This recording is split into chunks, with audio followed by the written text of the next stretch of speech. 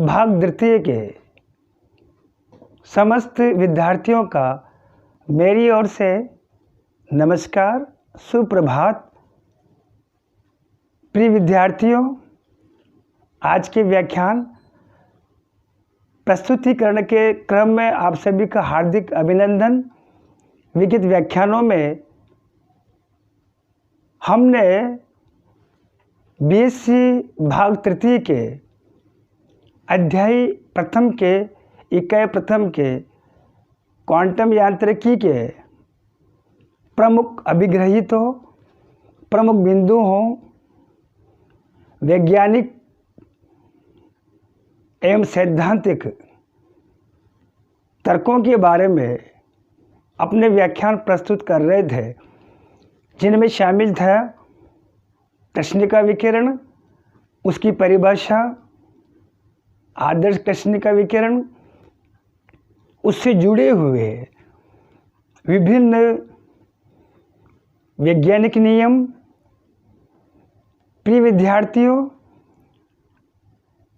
अपने व्याख्यानों में मैं ये सुस्पष्ट कर देना चाहता हूँ, क्वांटम यांत्रिकी में जितने भी शीर्षक, पदादेय, उपशीर्षक, विषय सम्मिलित है। क्वांटम यांत्रिकी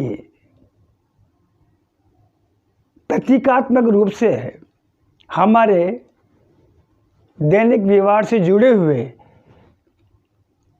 प्रत्येक गतिविधियों से, प्रक्रमों से जुड़ी हुई है, जिसमें ऊष्मा गतिकी के अलावा क्वांटम यांत्रिकी का भी उपयोग होता है। आदर्श कृष्ण विकिरणों के विभिन्न नियमों के बारे में अगले शीर्षक के रूप में पिछले व्याख्यान में हमने प्रदर्शित किया था।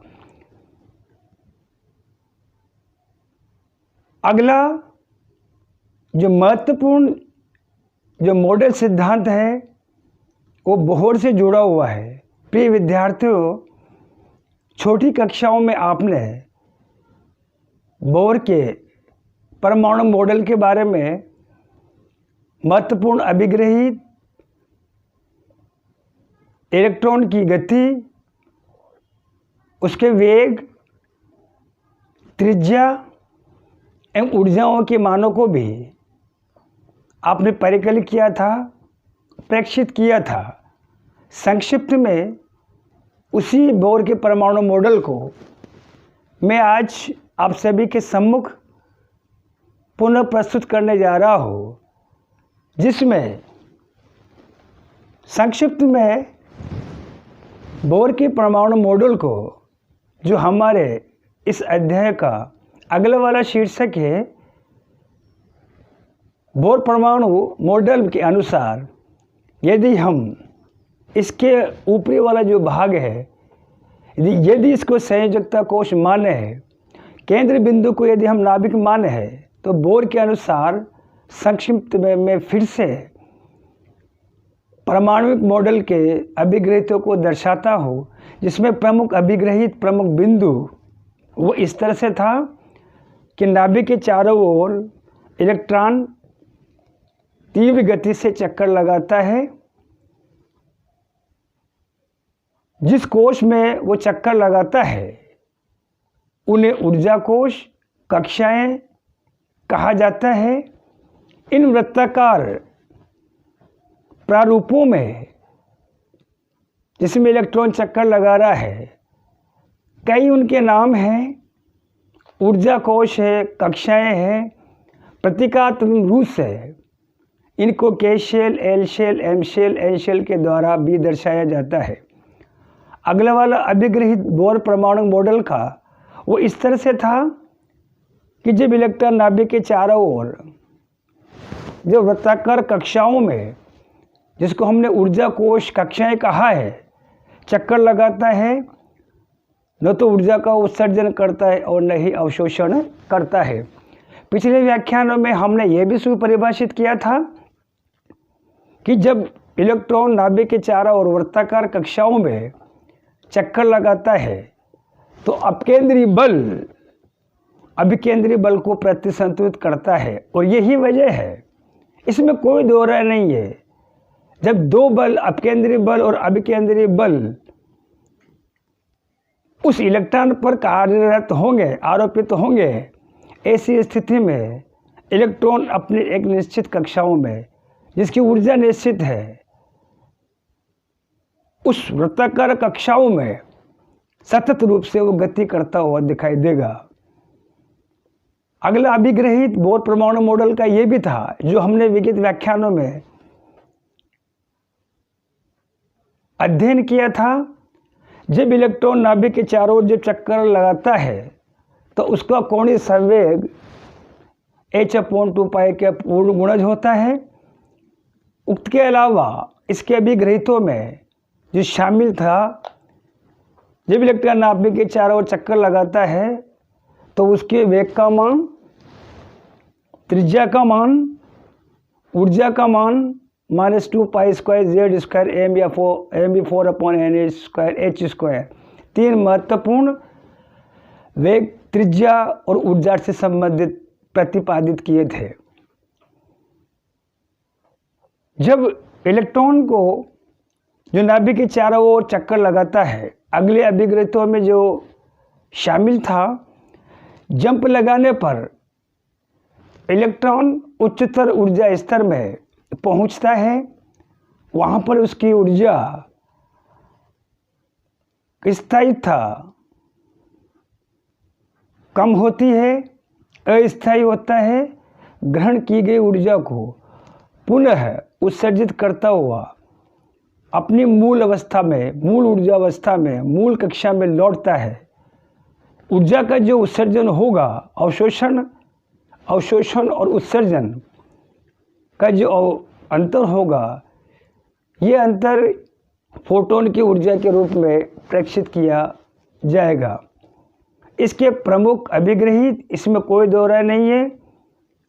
बोर एटॉमिक मॉडल्स ने हमें इलेक्ट्रॉन्स के बारे में, परमाणु के बारे में महत्वपूर्ण सूचनाएं प्रदान की थी, लेकिन एक महत्वपूर्ण कमी जो बोर के एटॉमिक मॉडल में रही है, वो कमी कुछ इस तरह से थी कि बोर ने जिन्हें बोर परमाणु मॉडल जो भी सूचना है इलेक्ट्रॉन्स की, इलेक्ट्रॉनिकी की हमें प्रदान करता है,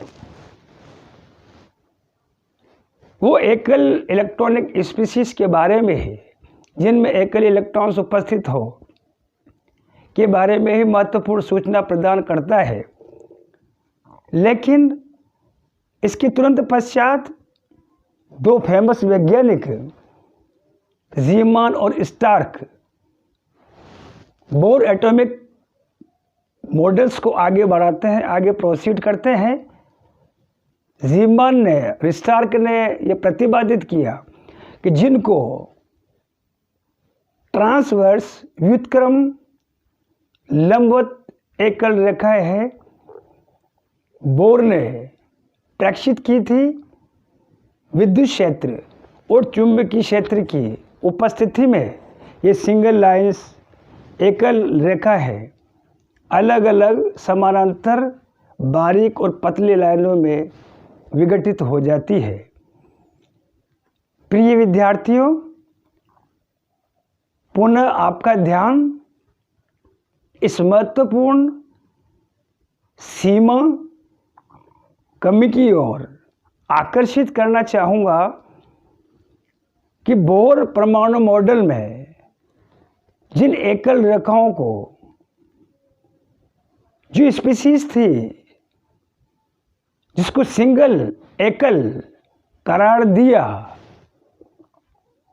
इत्तेफाकन जब इन एकल रेखाओं को ज़ीमान और स्टार्क नामक सुप्रसिद्ध वैज्ञानिकों ने विद्युत क्षेत्र और चुंबकीय क्षेत्र जब इन पर लागू किया, आरोपित किया, तो ये एकल रेखाएं कई अनेकों समीप्त पतले रेखाओं का समूह थे।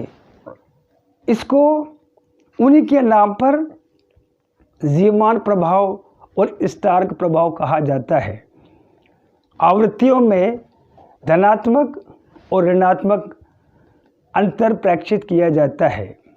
तरंग दैर्घ्यों का जो विस्थापन होगा, जीवमान तरंग दैर्घ्य विस्थापन, स्टार्क वाला जो होगा, स्टार्क तरंग दैर्घ्य विस्थापन के द्वारा प्रेक्षित किया जाता है।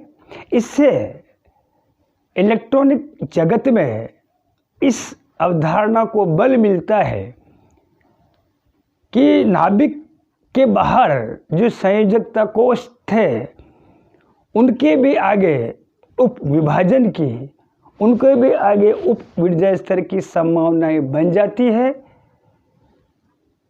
ये स्टार्क प्रभाव और जीवमान प्रभाव के द्वारा दर्शाया जा सकता है, जिन्हें उपकोष और कक्षक की संज्ञा के रूप में परिभाषित किया।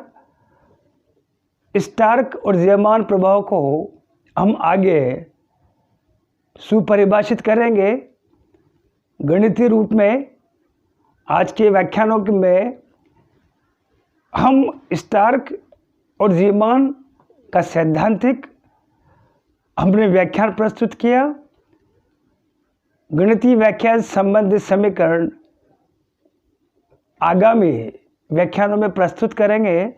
आप सभी को कोटि कोटि धन्यवाद, आभार।